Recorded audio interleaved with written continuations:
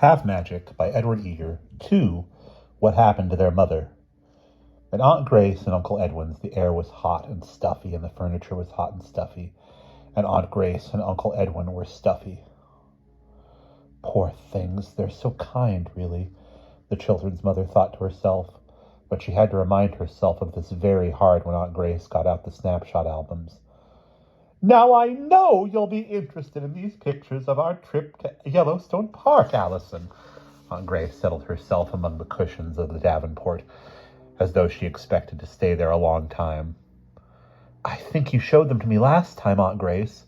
No, dear, that was Glacier Park. Edwin moved the floor lamp so Allison can see. This is the old faithful geyser. It comes up faithfully every hour, you see. That woman standing there isn't anyone we know. It's some woman from Ohio who kept trying to get in the picture. Edwin had to speak to her. Turn over the page." The next page of the snapshots album showed Old Faithful from a different angle. The woman from Ohio had got only halfway into the picture. Otherwise, it looked just the same as the first one. The children's mother patted back a yawn. "I really must be going, Aunt Grace." "Nonsense, dear. You must stay for cake and coffee. Just a little chocolate cake, best you ever tasted. I made it myself." The children's mother suppressed a smile. Catherine had said Aunt Grace would say that. She always did. The clock struck 11. "Oh, dear," their mother said to herself. "And that long bus ride home, too. I wish I were at home right now." The next moment, all the lights in the room seemed to have gone out. Only there seemed to be a moon and some stars shining in through the roof. Their mother looked for Aunt Grace's stuffy, kind face, but Aunt Grace wasn't there. Instead, a clump of rather gangling milkweeds stared back at her. The hot, stuffy chair seemed suddenly to have grown cold and prickly. She looked down and around. She was sitting on a weedy hummock by the side of the road. There were no houses in sight, nor any lights but the far-off moon and stars. Oh, what happened?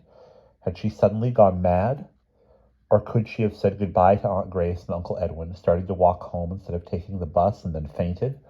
But why couldn't she remember saying goodbye? Such a thing had never happened to her before in her life. She thought she recognized the stretch of road before her. Aunt Grace and Uncle Edwin lived in a suburb, half a mile of wide-open country between them and the town. Half a mile with only one bus stop, the children's mother remembered. She must be somewhere in that half mile, but would the bus stop be ahead or behind her? The sky ahead showed a glow from the lights of town, and she started walking toward it. The moon was a thin new one, and it didn't shed much light, and the woodsy thickets on either side of the road were dark and spooky. Things moved in the branches of trees. The children's mother didn't like it at all. What was she, a successful newspaper woman and the mother of 4 children, doing wandering the roads by night like this? When she was set upon and murdered by highwaymen and her body was found next morning, what would the children think? What would anyone think? It must be a bad dream. Soon she would wake up. Now she would keep walking. She kept walking. Behind her, an engine throbbed and lights shone. She turned, holding up her hand, hoping it was the bus. It wasn't the bus, just someone's car, but the car stopped by her, and a rather small gentleman looked out. "Would you like a ride?" "Well, no, not really," the children's mother said, which was not true at all. She would like one very much, but she had always told the children particularly not to go riding with strangers. "Did your car break down?" "Well, no, not exactly." "Just taking a walk?" "Well, no." The rather small gentleman had opened the door of his car now. "Get in," he said. To her surprise, the children's mother got in. They rode along for a bit in silence. The children's mother tried to study the gentleman's face out of the corner of her eye, and was displeased to see that he wore a beard. Beards always seemed to her rather sinister. Why would anyone wear one unless he had something to hide? But this beard was only a small pointed one, and the rest of the gentleman's face, or as much of it as she could see in the dark car, seemed pleasant. She found herself wanting to tell him of her strange adventure. Of course she couldn't. It would sound too silly. The gentleman broke the silence. "Lonely out this way after dark," he said. "Excuse me. Rather dangerous for walking, I should say." "I should say so too," said the children's mother. "I can't think what could have happened. There I was, talking to Aunt Grace, and suddenly, there I was by the side of the road. and in spite of having decided not to, she began telling the small gentleman all about it. "There's only one explanation," she said at the end of it. "I must have lost my memory just for a minute." "Oh, there's never only one explanation," said the rather small gentleman. "It depends on which one you want to believe. I believe in believing 6 impossible things before breakfast myself.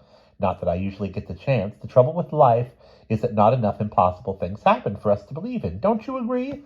Where did you say you live?" "I didn't," said the children's mother. Really, this night was growing odder and odder. She wasn't used to meeting people who talked exactly like the White Queen, or to giving her address to perfect strangers either. Still, if she wanted to get home, there didn't seem to be anything else to do. She gave him her address, and a moment later they were driving up before the house. She thanked the small gentleman for his trouble. He bowed, hesitated as though he meant to say something further, then seemed to think better of it and drove away. It wasn't until he was gone that the children's mother realized that she didn't even know his name, nor he hers. Still, they would probably never see each other again. She turned and started up the walk, then stopped in horror. All the lights in the living room were ablaze. Thinking of every terrible thing that could possibly have happened, she ran up the walk, turned her key in the lock, and hurried inside. Huddled on a corner of the sofa sat Jane, wrapped in a blanket and looking small and white and forlorn. Her mother was by her side and had her arms around her in a second. All thoughts of her own strange evening and the rather small gentleman vanished from her head. "What is it, tummy ache or bad dreams?" she cried. "You should have telephoned me." "It isn't either one," Jane said. "Mother, did you borrow a nickel that was on my dresser?" "What?" cried her mother. "Did you wait up all this time to ask me that?" And immediately she began to scold, as is the habit of parents when they've been worried about their children and find that they needn't have been. "Really, Jane, you must not be so money-grubbing," she said. "Yes, I borrowed a nickel for car fare. I only had 1 nickel and a $5 bill, and they're always so mean about making change." "Did you spend it?" Jane interrupted, her voice horrified. "I spent a nickel going. What does it matter? I'll pay you back tomorrow." "Did you spend the other nickel coming home?" Her mother looked confused for a moment. "Well, no, as a matter of fact, I didn't. Someone gave me a lift." "Do you know which one you spent, the one you had or the one you borrowed?" "Oh, for heaven's sake, no, I don't." "Could I have the one you didn't spend? Now, please?" "Jane, what is all this about? Anyone would think you were a starving little match girl or something." Then her mother relented. "Oh, well, if it'll make you happy." She dug in her purse. "Here, now go to bed." Jane took one quick look at the thing her mother had given her, then folded her hand tightly around it. She had guessed right. It wasn't a nickel. She lingered in the doorway. "Mother, what is it now?" "Well, did anything sort of unusual happen tonight?" "What do you mean? Of course not. Why?" "Oh, nothing." Jane searched in her mind for an excuse. She couldn't tell her mother the truth. She'd never believe it. It would only upset her. "It's just that I had this dream about you and got worried. I dreamed you wished for something." "You did? That's strange." Her mother looked interested suddenly. She went on, almost to herself, as though she were remembering. "As a matter of fact, I did wish for something. I wished I were at home, and it was just then that—" "That what?" Jane was excited. Her mother put on her drop-the-subject expression. "Nothing. I came home. Someone gave me a ride.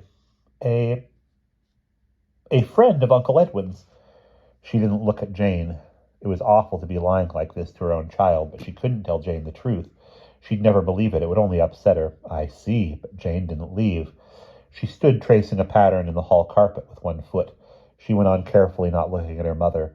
"In my dream, when you wished you were home, I'm not sure what came next. I don't think you were home exactly."